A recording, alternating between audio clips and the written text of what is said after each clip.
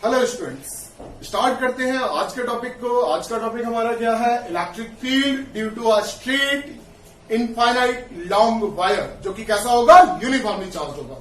आप बोलोगे सर ये तो ऑलरेडी कर रखा है हमने। भाई अभी तो किया था हम लोगों ने, गॉस लॉ की फर्स्ट एप्लीकेशन यही थी। मगर वो जो गॉस लॉ की फर्स्ट एप्लीकेशन थी वो हम लोगों ने गॉस लॉ से सॉल्व किया था। अब हमारे साथ कंडीशन क्या दे दी गई है? कंडीशन दे दी गई है कि without using Gauss law, Gauss law आपको यूज नहीं करना है। अब जब गॉस लॉ यूज नहीं करना है तो कैसे सॉल्व करेंगे, उसके लिए बात कर लेते हैं। तो पहले मैं आपको एक इनफाइनाइट लॉन्ग वायर की बात कर लेता हूं। मैंने मान लिया इनफाइनाइट लॉन्ग वायर मेरा ऐसा है, इनफाइनाइट तक है। मैंने डैश्ड लाइन दिखा दी थोड़ी सी, ठीक है। यहां पे एक पॉइंट मुझे दिया गया है कि ये कोई ओ पॉइंट है और इस ओ पॉइंट से परपेंडिकुलर डायरेक्शन में एक पॉइंट है पी, इसका मुझे निकालना है। अब इसमें जब निकालना है तो देखो प्रॉब्लम क्या हो रही है? प्रॉब्लम आ रही है कि ये है कंटिन्यूअस बॉडी। अगर कंटिन्यूअस बॉडी है तो मैं कंटिन्यूअस बॉडी पर कैसे निकाल पाऊंगा? क्योंकि मेरा जो कूलॉम्स लॉ कहता है, कूलॉम्स लॉ क्या कहता है हमसे कि भाई हमारा जो चार्ज होना चाहिए वो पॉइंट चार्ज होना चाहिए। अब ये पॉइंट चार्ज का तो केस है नहीं है, ये आपका कैसा है? पूरा का पूरा लॉन्ग वायर है, स्ट्रेट है, बहुत बड़ा है, कंटिन्यूअस चार्ज। अब कंटिन्यूअस चार्ज है तो उसको सॉल्व करने के लिए हम लोग कैसे सॉल्व करेंगे, उसके लिए बात कर रहे हैं। अब देखो ये O टू P की डिस्टेंस मान लो मुझे दी गई है कि R डिस्टेंस है ये, जो आपको गिवन होगी, ठीक है। अब देखो मैंने क्या किया कि जब मेरा कूलॉम्स लॉ केवल पॉइंट चार्ज के लिए एप्लीकेबल है तो मैं कूलॉम्स लॉ का पॉइंट चार्ज ही कंसीडर कर लूं। तो मैंने क्या किया, मैंने यहां से O से एक एलिमेंट्री चार्ज मान लिया x डिस्टेंस पे, जिसकी वैल्यू है dq, जिसकी वैल्यू है dq। और ये जो थिकनेस है, ये थिकनेस आपको बताई गई है कि ये थिकनेस है dx। ये डिस्टेंस कितनी है? Thick dx। अब अगर इसकी वजह से इलेक्ट्रिक फील्ड निकालूं तो क्या मेरा इलेक्ट्रिक फील्ड इस पॉइंट से लेके इस पॉइंट पर निकालूंगा मैं? अगर मेरा ये यूनिफॉर्मली चार्ज्ड है और ये पॉजिटिव है, कैसा है? पॉजिटिव है, और इसकी चार्ज डेंसिटी अगर लैम्डा है तो इलेक्ट्रिक फील्ड इस पॉजिटिव चार्ज की वजह से कैसा होगा? आउटवर्ड, ठीक है। और इसकी वैल्यू मैंने मान ली कि ये वैल्यू कितनी है? d, ठीक है। अब देखो मुझे इस पॉइंट पे जब निकालना होगा तो मुझे इस वाले पॉइंट से लेके इस पॉइंट के बीच की डिस्टेंस की रिक्वायरमेंट पड़ेगी। तो डिस्टेंस की रिक्वायरमेंट पड़ेगी तो मैंने क्या कर लिया, मैंने यहाँ पर पाइथागोरस लगा लूं, एक राइट एंगल ट्रायंगल बन गया। राइट एंगल ट्रायंगल बन गया, उसका ये आपका क्या हो गया? बेस, और ये क्या हो गया? परपेंडिकुलर। क्या आ गया आपका? Under root R square plus x। Clear है? अब अगर इस तरीके से अगर मैं अब बात करूं कि भाई डी की वैल्यू कितनी होगी, तो अब मैं डी की वैल्यू को निकाल सकता हूं। चलो मैं यहां निकाल के रख देता हूं कि भाई डी की वैल्यू कितनी? DE equal to K D Q divided by under root R square plus x square का होल स्क्वायर। भाई के की ऊपर R स्क्वायर होता है, R की वैल्यू कितनी हो गई? Under root R square plus x square. तो अब अगर मैं इसे कैलकुलेट करूं तो ये वैल्यू कितनी हो जाएगी? DE equal to K D Q divided by R square plus x square, ये वैल्यू हो गई। अब देखो यहां पे एक बात को और समझो, यहां पे जो मैं कहना चाह रहा हूं, अब जैसे जैसे आप इस x को बढ़ाते जाओगे आप आगे बढ़ोगे, आगे बढ़ने पे आपकी ये वैल्यू आपकी चेंज होती जाएगी, ठीक है। तो एक प्रॉब्लम आएगी, प्लस हमारे और भी बहुत सारी दिक्कतें आएंगी। तो पहले तो मैं ये देख लूं कि क्या मुझे ऐसा हो सकता है कि कैसे भी मैं इस फील्ड को सॉल्व कर लूं। तो इस फील्ड को अगर मुझे सॉल्व करना है तो यहां पे मैंने मान लिया कि ये एंगल थीटा है। इस लाइन को अगर मैं आगे बढ़ा दूं तो ये एंगल भी आपका थीटा हो जाएगा। इस साइड में अगर मैं बात करूं तो कंपोनेंट आ जाएगा हमारा डीई कॉस थीटा, और इस साइड में कंपोनेंट आ जाएगा डीई साइन थीटा। क्लियर है? अब देखो डी साइन थीटा इधर आ रहा है, डी कॉस थीटा इधर आ रहा है, तो क्या मैं इसको कुछ और कर सकता हूं? बिल्कुल कर सकता हूं। देखो रिंग वाले केस में जो किया था वही काम यहां करते हैं कि एग्जैक्टली एक्स डिस्टेंस पे यहां भी कोई एक पॉइंट ले लिया मैंने डीक्यू, पॉइंट चार्ज डीक्यू। इसकी वजह से जो इलेक्ट्रिक फील्ड होगा वो ऐसे होगा। अब अगर ये आपकी डिस्टेंस इक्वल है, ये डिस्टेंस तो दोनों में सेम है, तो ये एंगल भी आपका सेम होंगे दोनों। ये एंगल अगर थीटा है तो ये एंगल भी आपका थीटा होगा। इसकी वजह से देखो ये डीक्यू चार्ज ही बना रहेगा और जो डिस्टेंस है वो डिस्टेंस भी यही बन जाएगी। अब अगर आपकी डिस्टेंस भी सेम हो गई है तो इसका मतलब इसकी वजह से जो फील्ड निकलेगा वो भी कितना निकलेगा? वो भी डीई ही निकलेगा। अब क्या करें? इसको भी रिजॉल्व कर लेते हैं। इसको रिजॉल्व किया मैंने तो इस साइड में कौन आ गया, इस साइड में आ गया डीई और क्या आ गया साइन थीटा, और इस साइड में कौन आ गया डीई कॉस थीटा। तो अब मेरा रिजोल्यूशन पूरा हो गया। अब देखो एक खास बात देखो, डीई की वैल्यू आपकी इक्वल है और साइन थीटा भी इक्वल है, मतलब एक आपका इधर इलेक्ट्रिक फील्ड है जिसकी वैल्यू डीई साइन थीटा है और एक इलेक्ट्रिक फील्ड इधर है जिसकी वैल्यू भी डीई साइन थीटा ही है, मतलब दोनों आपस में अपोजिट इन डायरेक्शन है और इक्वल इन मैग्नीट्यूड है। तो इसका मतलब ये दोनों आपस में एक दूसरे को काट दिया। अब बचे कौन, बचे dE cos theta, dE cos theta. अब इस बात को समझो, अगर ये मेरे केवल ये पूरा वायर नहीं होता, केवल ये चार्ज होता और केवल ये चार्ज होता, तो मैं बड़े प्यार से बोल देता कि आंसर हमारा कितना हो गया 2DE cos थीटा। बट ऐसा नहीं है ना भाई। प्रॉब्लम क्या है, प्रॉब्लम ये है कि इसकी वैल्यू अलग है अभी। अब बात को समझो कि अगर ये आपका यहां आ जाएगा तो एक्स की वैल्यू चेंज करेगी, एक्स की वैल्यू चेंज करेगी तो सब कुछ चेंज हो जाएगा, फिर और पास लाओगे तो और चेंज हो जाएगा, और पास लाओगे तो और चेंज हो जाएगा, अगर दूर ले जाओगे तो दूर हो जाएगा। तो इसका मतलब इनको हम डायरेक्ट समीशन नहीं कर सकते। और दूसरी बात हमेशा मेरी याद रखना कि जब भी हमारी कंटिन्यूअस बॉडी होगी तो हम समीशन नहीं करते, ठीक है। हम लोग क्या करते हैं, हम लोग करते हैं इंटीग्रेशन। तो अब अगर मुझसे इलेक्ट्रिक फील्ड पूछा जाए कि भाई टोटल इलेक्ट्रिक फील्ड कितना होगा, तो टोटल इलेक्ट्रिक फील्ड कितना हो जाएगा, वो हो जाएगा डीई कॉस थीटा का इंटीग्रेशन। क्या हो जाएगा, डीई कॉस थीटा का इंटीग्रेशन। तो मैं यहां बात कर ले रहा हूं, देखो अब देखो अगर मुझसे पूछी जाए कि भाई E की वैल्यू कितनी होगी, तो E इक्वल टू कितना हो जाएगा डीई कॉस थीटा और उसका क्या इंटीग्रेशन, ठीक है। अब डी की वैल्यू को रख देते हैं हम लोग, तो E इक्वल टू आपका कितना हो गया डी की वैल्यू कितनी है K D Q divided by R square plus X square और मल्टीप्लाइड बाई क्या आ गया कॉस थीटा और इंटीग्रेशन। अब देखो इस इंटीग्रेशन की प्रॉब्लम को समझो, इंटीग्रेशन आपको क्या प्रॉब्लम क्रिएट कर रहा है। इंटीग्रेशन आपको प्रॉब्लम क्रिएट कर रहा है इस बात की कि चलो एक डी क्यू है, मतलब क्यू के रेस्पेक्ट में हमें इंटीग्रेट करना है, चलो कोई दिक्कत नहीं है। बट दूसरी प्रॉब्लम को समझो, दूसरी प्रॉब्लम है इसमें एक्स जो की वैल्यू ही है। जब आप डी क्यू को यहां कंसिडर कर रहे हो एक्स की वैल्यू ही है, अगर आप यहां कंसिडर करोगे तो एक्स की वैल्यू चेंज हो जाएगी, आप यहां कंसिडर करोगे एक्स की वैल्यू चेंज हो जाएगी। तो इसका मतलब x की वैल्यू आपकी चेंज हो रही है, मतलब x is a variable, x आपका वेरिएबल है, dq आपका वेरिएबल है, दो वेरिएबल हो गए। तीसरी प्रॉब्लम समझो, अब अगर आप x को ऊपर नीचे शिफ्ट करोगे तो ये dq चार्ज आपका एलिमिनेट आपका ऊपर नीचे होगा। जब ये ऊपर नीचे होगा तो इसका मतलब ये जो थीटा एंगल है ये भी ऊपर नीचे होगा, इसका मतलब ये थीटा भी आपका वेरिएबल। तो इसमें इतने सारे वेरिएबल आने की वजह से हम लोग इसे डायरेक्टली सॉल्व नहीं कर सकते। तो अब पहले क्या कर ले, पहले उन सारे वेरिएबल्स को हटा के केवल सिंगल वेरिएबल ले आए और बाकी सब कैसे हो कांस्टेंट। उसके लिए क्या क्या कर सकते हैं उस चीज को देखते हैं। तो देखो सबसे पहले अगर मैं यहां पर बात करना चाहूं तो एक तो बात कर सकते हैं कि भाई लैम्डा आपकी वैल्यू दे रखी है, तो लैम्डा इक्वल टू आपका क्या होता है, लैम्डा इक्वल टू मैंने आपको बताया था डीक्यू अपॉन डीएक्स। तो डीक्यू इक्वल टू कितना हो गया, dq equal to lambda dx. Lambda constant है, डीएक्स को देखेंगे भाई। अब कम से कम दो तो रह गए हमारे पास वेरिएबल, डीक्यू तो हटा दिया मैंने, अब एक्स रह गया और थीटा रह गया। अब इनकी प्रॉब्लम को देखते हैं। अब देखो एक बात बताओ मुझे कि अगर मैं यहां पर टेन थीटा निकालूं तो टेन थीटा की वैल्यू कितनी होगी। अगर हम लोग टेन थीटा निकालें तो टेन थीटा इक्वल टू कितना होगा, टेन थीटा की वैल्यू होगी आपकी एक्स अपॉन आर।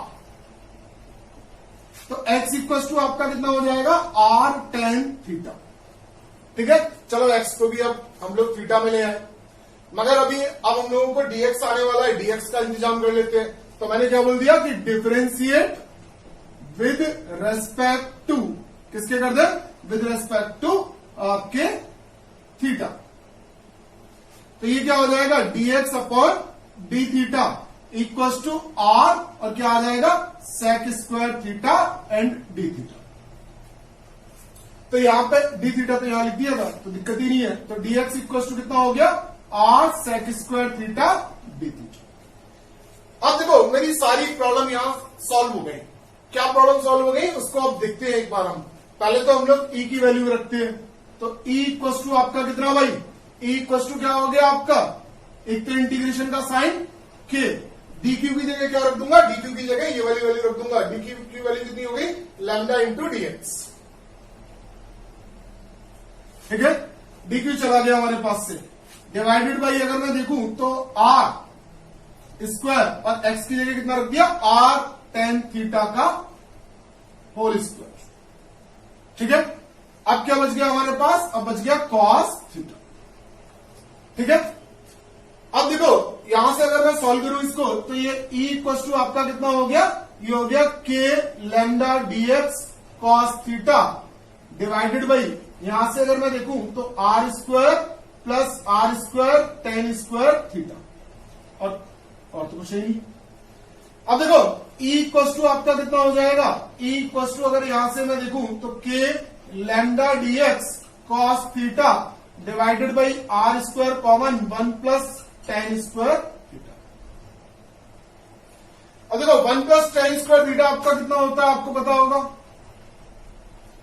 कितना होता है, 1 plus tan square theta is sec square theta, और डीएक्स की वैल्यू भी उठाकर रख देते हैं। डीएक्स की वैल्यू कितनी थी, आर सेक स्क्वायर थीटा। तो ई की वैल्यू कितनी हो गई, ई की वैल्यू आपकी आ गई के लैम्डा और क्या आ जाएगा आपका डीएक्स, डीएक्स की जगह क्या रख दूंगा, आर सेक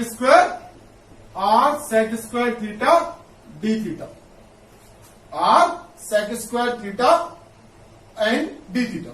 ठीक है, और क्या बच गया इसमें, कॉस थीटा डिवाइडेड बाई क्या आ गया भाई, उसको देख लेते हैं, वो कितना आ गया, आर स्क्वायर और 1 प्लस टेन स्क्वायर थीटा को क्या लिख दिया, सेक स्क्वायर थीटा इंटीग्रेशन। अब देखो सेक स्क्वायर थीटा से सेक स्क्वायर थीटा चला गया, आर से आर चला गया, क्या बच गया, के लैम्डा और आपका कॉस थीटा और D theta divided by R, इतना बच गया। अब अगर आप इस इक्वेशन को देखें तो के आपका कैसा है, कांस्टेंट है, लैम्डा, लैम्डा के बारे में पहले ही बात करी थी, ये कैसा है, यूनिफॉर्म, यूनिफॉर्म मतलब कांस्टेंट। कॉस थीटा, थीटा की कोई प्रॉब्लम ही नहीं है क्योंकि विद रेस्पेक्ट टू थीटा ही हमारा इंटीग्रेशन होने वाला है, और R is the distance between O and P जो कि ऑलवेज आपकी कांस्टेंट रहेगी। मतलब अब पूरी की पूरी इक्वेशन में सिंगल कांस्टेंट है हमारे पास। अब सिंगल कांस्टेंट है तो मैं इसे इजीली सॉल्व कर सकता हूं। तो जो भी कांस्टेंट है, आप सिंगल वेरिएबल है, उसको हम लोग अंदर रखेंगे और कांस्टेंट्स को बाहर ले आते हैं। तो ई इक्वल टू कितना हो जाएगा, K lambda by R cos theta and D theta. बस इतना हमें करना था और हमारा काम लगभग पूरा हो गया। अब देखो, अब मैं यहां पर दो केस ले लेता हूं कि अगर आपका इनफाइनाइटली लॉन्ग है तो अलग बात होगी, अगर आपका इनफाइनाइटली लॉन्ग नहीं होगा तो अलग बात होगी। बात अलग कहां होगी, बात अलग होगी केवल इनकी लिमिट्स में। किसमें अलग हो जाएगी, लिमिट में। अब देखो इनफाइनाइटली लॉन्ग होगा तो बात को समझो, ये वायर आपका बढ़ता चला जा रहा है, यहां पे मेरा पी पॉइंट है। अब मैं अगर यहां देखूं तो एंगल ये बनेगा, और आगे देखूं तो एंगल और बढ़ जाएगा, और आगे देखूं तो एंगल और बढ़ जाएगा, और आगे देखूं तो एंगल और बढ़ जाएगा। ऐसे करके अगर इंफिनिटी की तरफ जाऊंगा तो ये धीरे धीरे मेरा हाथ बिल्कुल कैसा हो जाएगा, बिल्कुल नीचे ऐसे हो जाएगा। ऐसे होने का मतलब ये जो एंगल है आपका, ये कितना हो जाएगा, 90 डिग्री। सिमिलरली ऊपर वाला कितना हो जाएगा, 90 डिग्री। तो हमारी लिमिट इनफाइनाइट के केस में क्या हो जाएंगी, -π/2 to π/2। ये बात बस हमें समझनी है और हमारा सारा काम हो गया। ये बात समझ में आई है ना। जैसे जैसे वायर हमारा आगे बढ़ता जाएगा, वायर बढ़ता जाएगा, तो ये जो एंगल है, ये एंगल धीरे धीरे बढ़ता जाएगा, बढ़ता जाएगा, बढ़ता जाएगा, और ये एंगल अप्रोक्सीमेटली 90 को अप्रोच कर लेगा। ठीक है, तो इसी वजह से लिमिट लगा दी गई -π/2 to π/2। अब क्या करें भाई, अब तो केवल इंटीग्रेट करना है। क्या हो जाएगा आपका, के लैम्डा अपॉन आर, क्या बन गया भैया, ये आ गया माइनस का कितना आ गया, साइन, नहीं माइनस क्यों होता है, प्लस होता है भाई, साइन थीटा -π/2 to π/2। रख दी लिमिट भाई, के लैम्डा अपॉन आर कितना आ गया, साइन π/2 माइनस साइन -π/2। तो के लैम्डा अपॉन आर कितना आ गया, वैल्यू 1 माइनस इसकी वैल्यू -1। कितनी वैल्यू आ गई भाई, के लैम्डा अपॉन आर, और ये कितना हो गया, ये हो गया 1+1, तो कितना आ गया 2k लैम्डा बाई आर, कितना आ गया 2k लैम्डा बाई आर। तो E की वैल्यू कितनी आ गई, 2k लैम्डा बाई आर। क्या एग्जैक्टली यही वैल्यू हमारी नहीं आई थी, क्या यही एग्जैक्ट वैल्यू आई थी हमारी, बिल्कुल यही वैल्यू आई थी गॉस लॉ से भी। तो कुलाम्स लॉ को भी मैं ऐसे यूज कर सकता हूं, बट अगर आपने जब देखा था गॉस लॉ से, ये डेरिवेशन बड़ा इजी हो गया था, मगर जब आप इसे कुलाम्स लॉ से देख रहे हो तो डेरिवेशन बहुत लेंथी हो गया। बट क्या कर सकते हैं, अगर पेपर में हम लोगों को बोला गया है कि आपको गॉस लॉ यूज नहीं करना है, तो इसका मतलब वो नंबर भी नहीं देने वाला है गॉस लॉ के, तो नंबर भी नहीं देने वाला है तो हमारे नंबर तो चले जाएंगे ना, तो हमें ये प्रोसेस भी सीखना पड़ जाएगा। तो यही रीजन है कि आप इसको इस तरीके से सॉल्व कर लिया करोगे। अब मैं हट जा रहा हूं यहां से, आप एक बार इसका स्क्रीनशॉट ले लो, जो मैंने इस स्पेशल केस की बात करनी है वो भी बात कर लेता हूं, हो जाएगा, सॉल्व हो गया, चलो ठीक है, ले लिया स्क्रीनशॉट। अब आगे की बात कर लेते हैं। देखो एक तो मैं इस एक्सप्रेशन को बचा ले रहा हूं। अब देखो जो हम लोगों ने अभी बात करी है वो किसकी बात करी है, वो बात करी है इनफाइनाइटली लॉन्ग वायर की। अब देखो मैं जो चाह रहा हूं, मैं आपके सामने एक केस लेना चाह रहा हूं कि भाई केस ले लेते हैं हम लोग एक। तो पहला केस मेरा समझो, पहला केस क्या हो सकता है मेरा, यहां तक लगा देते हैं सब। फर्स्ट केस ले रहा हूं सेमी इनफाइनाइट का, किसका केस ले रहा हूं, सेमी इनफाइनाइट, ठीक है। अब देखो सेमी इनफाइनाइट होगा वायर तो क्या होगा, तो देखो सेमी इनफाइनाइट के केस में मैंने मान लिया कि यहां से ये कोई सिस्टम है ही नहीं है, ठीक है। अब जब ऐसा कोई सिस्टम नहीं होगा तो अब हम लोग बात कर सकते हैं। अब जब सेमी इनफाइनाइट की बात करेंगे तो ये केवल पॉइंट हो गया इनका। अब ये पॉइंट हो गया तो लिमिट क्या चेंज हो जाएगी, देखो यहां पे नीचे का तो केस है आपके पास नीचे का एंगल 0 हो गया, ऊपर एंगल बढ़ता जाएगा तो ऊपर का एंगल केवल चेंज होगा। तो मैं केस लिख दे रहा हूं भाई, केस 1 क्या है, सेमी इनफाइनाइट वायर। देखो सेमी इनफाइनाइट की भी बात कर रहे थे ना हम लोग कि देखो अब यहां नीचे वायर नहीं है, वायर के एक एंड से हम लोगों को स्टार्टिंग करनी है। जब वायर के एक एंड से स्टार्टिंग करनी है तो एक एंगल हमारा कितना हो गया, 0, और ये जो ये वाला एंगल है ये अपने आप फिर कहां पहुंचेगा, 90 की तरफ। तो हमारी केवल लिमिट चेंज हो जाएगी। तो लिमिट चेंज होने की वजह से कितना हो गया आपका, अगर मैं यहां पे बात करूं तो E इक्वल टू कितना हो जाएगा, के लैम्डा और क्या हो जाएगा, cos theta D theta divided by क्या हो जाएगा, आर, ठीक है। लिमिट कितनी हो गई, लिमिट हो गई 0 to π/2, ठीक है। आई थिंक मैं जहां तक समझता हूं आप इजीली इसको घर पे सॉल्व कर लोगे। मैं एक और केस की बात कर लेता हूं, केस 2। केस 2 क्या ले लेते हैं, फाइनाइट वायर, फाइनाइट वायर। अब देखो फाइनाइट वायर के केस में अगर मैं बात करूं तो चाहे कॉम्पिटिशन हो चाहे बोर्ड हो, वो आपको कभी भी ऐसा कोई एंगल नहीं देने वाली है जहां से आपको कोई प्रॉब्लम आए, ठीक है। अब अगर ऐसी कोई प्रॉब्लम नहीं आने वाली है तो यहां पर मैंने लेट कर लिया कि अगर ये डिस्टेंस आर थी तो ये भी R. Most of the case में आपको यही बात करेगा कि ये भी आर है और ये भी आर है, मतलब वायर जो फाइनाइट है उसकी लेंथ जो मैक्सिमम है, मैक्सिमम लेंथ कितनी है, वो आपकी आर है बस। और सेम तरीके से यहां बात कर लेगा कि यहां पे ये आर है, मतलब टोटल लेंथ जो है वो 2r है, उसके सेंटर से यहां पे बात करी जा रही है। तो जब सेंटर से बात करेगा तो इस बात को आप समझें कि अगर ये आर है ये आर है, इसका मतलब ये साइड और ये साइड इक्वल है। अब ये दोनों साइड इक्वल है और ये 90 का एंगल है, तो ऑब्वियसली ये दोनों एंगल भी इक्वल होंगे। अब ये दोनों एंगल इक्वल होंगे तो इसका मतलब ये 45 होगा और ये भी कितना होगा, 45 होगा। ये बात समझ में आ रही है, दोनों एंगल कितने होंगे, 45 के एंगल होंगे। तो अब फिर से केवल क्या चेंज हुआ, चेंज हुआ ओनली लिमिट्स। तो लिमिट चेंज हो गई तो इस बार इलेक्ट्रिक फील्ड कितना हो जाएगा, इलेक्ट्रिक फील्ड हो जाएगा K lambda cos theta D theta upon R, और लिमिट क्या हो गई, -π/4 से लेके π/4, ठीक है। इस तरीके से हम लोग सॉल्व कर लेंगे। अब अगर कोई और हमारे पास कोई अलग क्वेश्चन आया था कि नहीं सर हमें तो आर नहीं दी गई है, तो उस केस में क्या करेंगे, उस केस में हम कॉस थीटा की वैल्यू भी निकाल लेंगे भाई। कॉस थीटा इक्वल टू कितना, कॉस थीटा की वैल्यू भी निकाल लेंगे। कैसे निकाल लेंगे हम लोग भाई, कॉस थीटा क्या होगा, r/√r² + x²।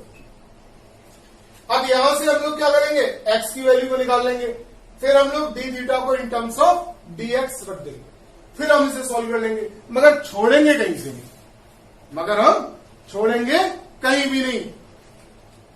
इस तरीके से अगर कोई भी क्वेश्चन है हमारा तो हम सारे क्वेश्चनों को सॉल्व कर सकते हैं, चाहे हमारी प्रॉब्लम कितनी भी बड़ी आ जाए, मगर हमसे बड़ी नहीं हो सकती है। ठीक है, अगर हम पूरे अपने बेसिक्स के साथ चल रहे हैं, हमें केवल बेसिक्स को पकड़ के चलना है। फिजिक्स की सबसे बड़ी रिक्वायरमेंट है कि बच्चे को बेसिक्स पकड़ के चलने चाहिए। आप उस बेसिक्स को पकड़ के चलो, आपका क्वेश्चन कभी भी गलत नहीं होगा।